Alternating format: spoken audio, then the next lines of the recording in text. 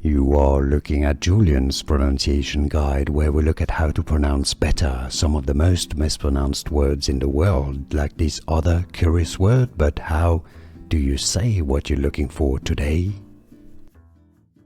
Let's learn how to pronounce this word once and for all correctly in English. If you want to learn more vocabulary, including from anatomy, medical terms, I've got many more videos that you need to watch. Stay tuned. Malpighian. Malpighian. That's your English pronunciation here. British English and American English pronunciations are similar here. Malpighian, stress on the second syllable, the pig syllable. Here are more videos on how to pronounce more confusing words and names too many mispronounced. Like this video if you found it useful. I appreciate your support. I'll see you soon and thanks for watching.